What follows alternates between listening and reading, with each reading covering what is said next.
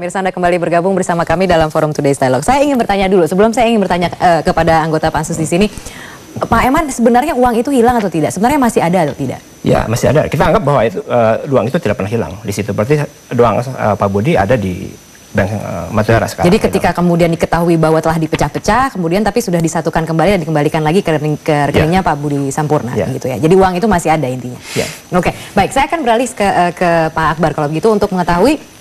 Kalau melihat dari apa namanya sequence of event gitu ya antara Pak Robert Tantular dan juga Pak Budi Sampurna di sini, Anda melihat tidak ada persekongkolan gitu di antara keduanya? Ini jelas kok ini, jelas kalau bagi saya pribadi jelas banget ya. Ada persekongkolan. Persekongkolannya itu untuk?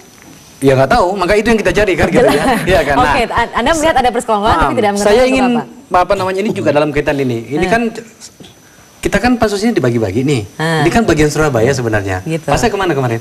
Nah, saya di ke Makassar nih. Ini satu contoh ya. Karena kita kan berbicara tentang aliran dana ya. Gitu. Pada bagian pertama tadi sudah bagus. Misalnya di Makassar nih. Kita nih kan ditipu mentah-mentah sama saudara Joni apa gitu alias siapa gitu. Karena penjelasan kepada kami itu kemarin itu ternyata ketika dipaparkan oleh PPATK sama sekali berbeda. 180 derajat. Kok bisa pansus dibohongin? Ya itulah hebatnya mereka gitu kan. Begitu, padahal di bawah sumpah loh. Satu benar. contoh misalnya nih. Ada 3 transaksi misalnya nih. Ketika kita di Makassar pada bulan Maret dan pada bulan Juni sesuai dengan data PPATK. Ada 3 transaksi dari rekeningnya Pak Joni itu kepada rekening istrinya dan dirinya di bank yang lain. Itu yang tidak diakui sebesar 10 miliar.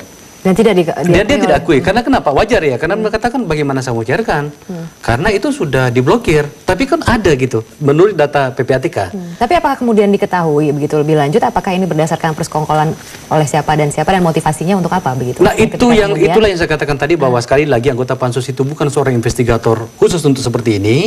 Bantu itu kemudian tadi ini sekali mungkin perlu kita jelaskan juga sekarang adalah tadi ketika rapat saya katakan untuk 3 tahap kita sudah bisa mengambil kesimpulan.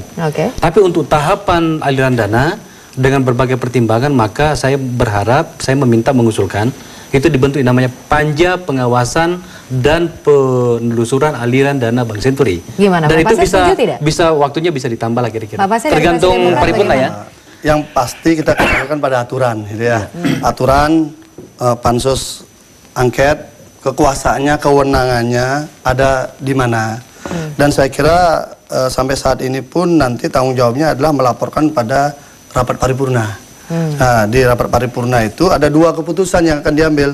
Satu menyatakan bahwa kasus dianggap sudah selesai, atau yang kedua dianggap melanggar ketentuan perundang-undangan yang berdampak luas gitu loh. Nanti keputusannya hanya 2 ini saja.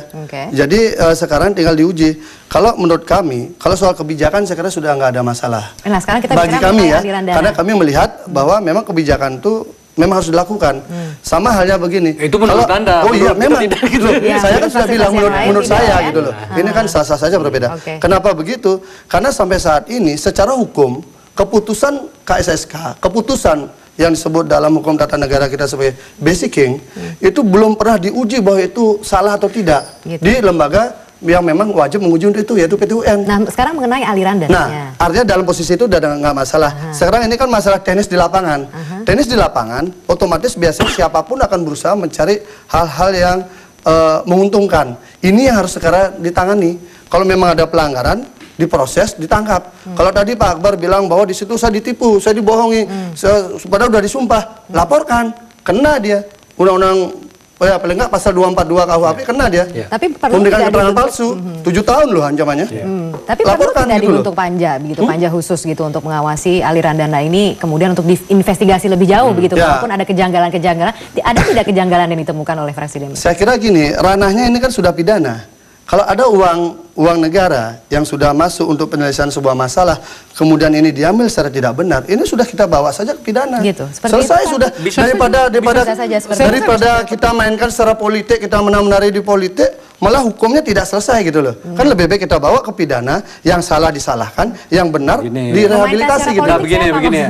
Pak, Anda kan orang hukum, tapi kan di politik ini juga ranah hukum juga loh, meskipun berbeda dengan pidana, perdata segala macam seperti yang ada dalami selama ini. Dalam hukum tata negara itu ini juga hukum juga gitu ya. Oke, itu selesai ya satu ya.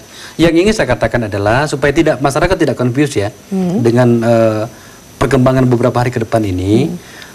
Tentu saja dua hal yang meskipun berkaitan tapi ada dua hal yang berbeda antara penyelidikan dan hasilnya merger EPCP dan bailout dengan aliran dana. Masing-masing ada efeknya, masing-masing ada pertanggungjawabannya, masing-masing ada metodologinya. Jangan sampai dikatakan. Tapi yang sekarang ingin diketahui. Jangan sampai dianggap bahwa dengan waktu yang tersedia dan kita harus mengambil kesimpulan dan kemudian ternyata kita tidak bisa menemukan titik temunya, dikatakan kan tidak ada pembuktiannya aliran dana, berarti kan seluruh kebijakan ini salah. Ya nggak bisa juga seperti itu. Anda melihatnya akan dilarikan ke situ begitu? Bisa, kelihatannya ada aliran dana. Kelihatannya ada seperti itu. Gimana ya, Bapak? kita kembalikan aja hak angket itu apa gitu loh. Jangan sampai hak angket kita gunakan berlebihan daripada hak itu sendiri. Hak angket adalah hak untuk menyelidiki sebuah dugaan adanya kebijakan, keputusan yang diambil pemerintah yang berdampak luas itu dinilai melanggar undang-undang. Kalau kita sekarang melihat dari kasus yang terjadi antara Pak Budi Sampurna dengan Pak Robert Tantular begitu misalnya, apakah kemudian kita bisa mengambil kesimpulan apa yang terjadi di sini, apa yang terjadi di Bank Senturi ini adalah karena memang murni perampokan bank yang dilakukan oleh si pemilik bank atau memang ada motivasi-motivasi lain begitu kan? Itu bawa saja ke jalur hukum, selesai. Karena kalau di jalur hukum, jelas dia. Ada alat buktinya, surat, saksi, semua ada. Sehingga jelas langsung kita bisa proses gitu loh. Jangan disederhanakan masalahnya. Ranah hukum ada wilayahnya. Muaranya di sana semua. No. Jadi untuk wilayah hukum ada KPK, ada kejaksaan, ada kepolisian. Betul. Di ranah politiknya ada bernama seperti ini DPR. Hak angket ini adalah yang diatur oleh konstitusi. Jangan disederhanakan. Muaranya di mana? Hak angket itu muaranya di mana nanti? Muaranya apa? Kan hanya dua. Apa? Mengatakan apakah kebijakan itu dianggap memenuhi sehingga dianggap selesai atau dua dianggap sebagai pelanggaran. Hanya dua itu saja, nggak boleh lebih daripada itu. Karena undang-undang pasal 177, undang-undang yang tentang MPR, DPR, DPD dan DPRD mengatakan itu gitu. Baik, akan kita lanjutkan sesaat lagi, nanti bisa dikasih tanggapan sesuai pariwara berikut ini. Pemirsa tetaplah bersama kami.